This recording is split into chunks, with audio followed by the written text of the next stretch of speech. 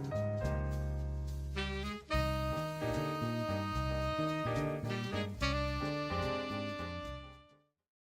everybody, it is me, Briskatuzi, and today we're here talking about That Time I Got Reincarnated as a Slime, Volume 6. So, Volume 6, we get introduced to a new female character named Milim.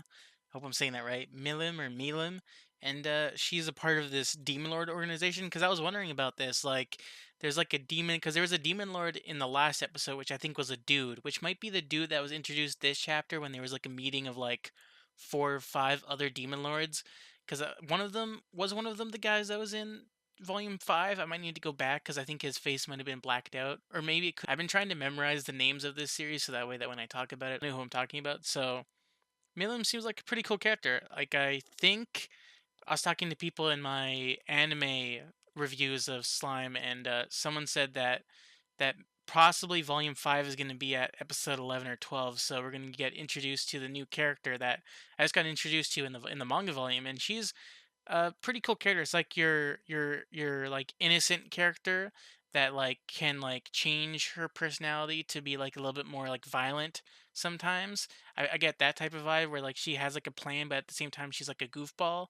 I don't know. I can see other characters, but I can't really name any because I've seen like lots of anime, or lots of manga and stuff like that. So I can see this character and other characters, but I can't really name them.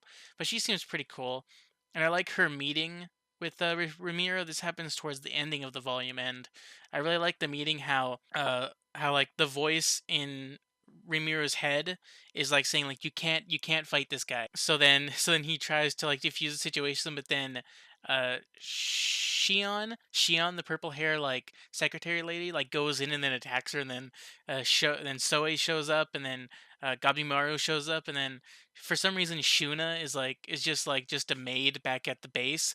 Oh, another thing, like I'm going all over the place, but before I really like the elements of like Ramiro building Japan in his Monster Nation, because like because basically it's just like it's because to other people in this world it looks like a new nation and stuff like that because of the way that it looks. And I like it how there's like food stands, there's like lots of different monsters. I like it how there's even monsters that we haven't seen before, like even monsters that we saw in the cave. There's like beetles and like bee monsters that can talk to Ramiru and stuff like that. And there's also people that like try to like prey on Ramiru because Ramiru is like the president of this monster like city thing. I don't know if it's a city or a town because it seems to be as big as like a country.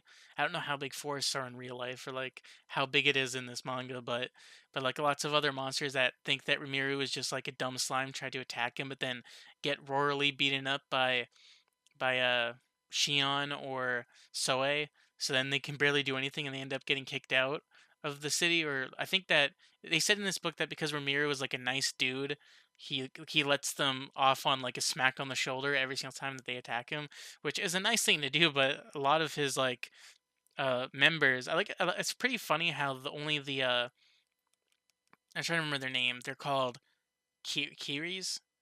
I don't. It's weird. Like they're ogres, right? Are like his like four like humanoid like creatures with the horns, like the like Gabimaru, Hokuro, Shion, Shuna, and Soe. Are they ogres or they like they're called something else in the manga, but I have no idea what they are. But it's weird how they become like his royal guard, and then like all of the goblins are just like side characters because I noticed in this whole entire chapter, I'm pretty sure that the comedy relief goblin is called Gulpta. Gulpta. Gulpta? Yeah. Like he was barely in this. Like even Ranga, the wolf, the lightning wolf, was barely in this book. Like he only showed up once when Milim showed up, and then I like Rimiru treats Milim as like a child, even though that she's like, what was it? Like she's like a couple hundred years old or like 1,000 years old. Like Demon Lord, she's like the oldest Demon Lord out of all of the Demon Lords. And then we also got introduced that apparently this is Veldora's niece because like Veldora said that this is brother's daughter.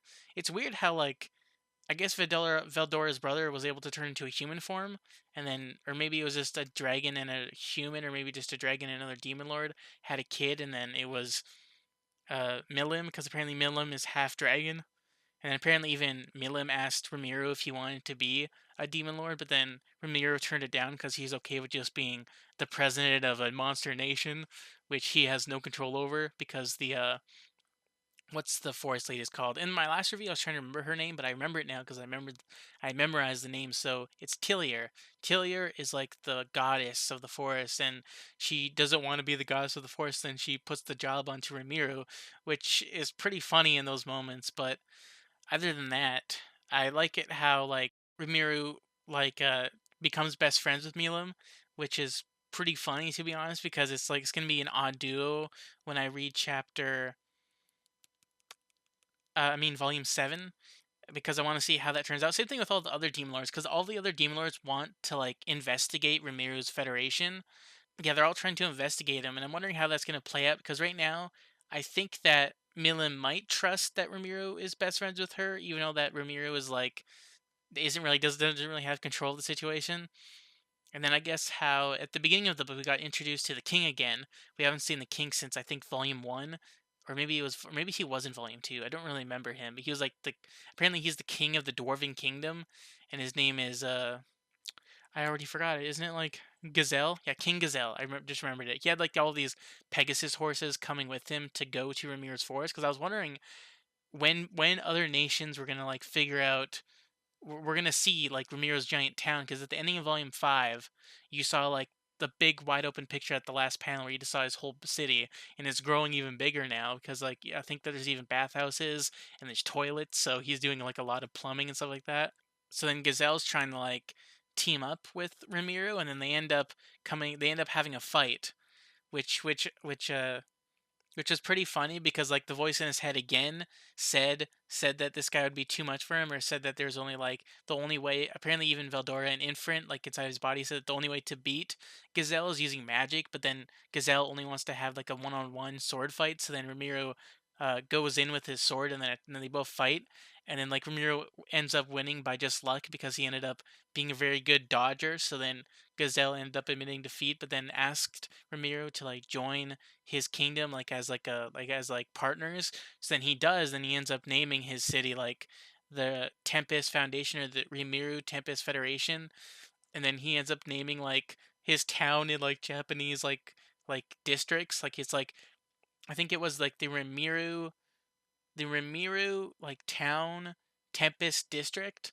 I think it's something like that. I like it how when he goes to the meeting to like get like his like get the partnership going, they like he's like wearing like a suit, and he has his hair slicked back. Like it looked really cute and stuff like that. He looked like really awesome when he was like that, because it was weird seeing him not in his like trench coat and his like scarf and his mask.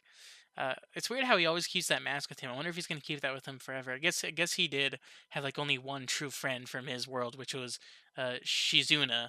So I wonder where that's going. In the anime, in the opening, it showed a character, like a guy character with the mask, and it was human. And we also saw that guy versus Ramiro in the opening song of Slime. So I'm wondering who that guy is, because he hasn't been introduced yet. So he must be that demon lord's servant, like one of them, because it's either that's going to happen in volume 7 or maybe even volume 8. Because I'm wondering who that guy is, because he isn't in the manga yet. So I'm wondering where that's going. So I guess the only other thing for me to say about this chapter is that I really liked it. I really liked the beginning, middle, and ending with Milim and the god and the I was about to say god, but the king. So I'm wondering where the story is going to go next with the other demon lords and stuff like that. But other than that, that's all I really got to say about this episode. My discussion of what I liked and what I disliked, and the stuff that happened that I enjoyed slash were thinking about. So yeah, if you enjoyed this video, leave a like. If you didn't, leave a dislike. And if you did like that, then yeah, see you guys in the next video. And bye.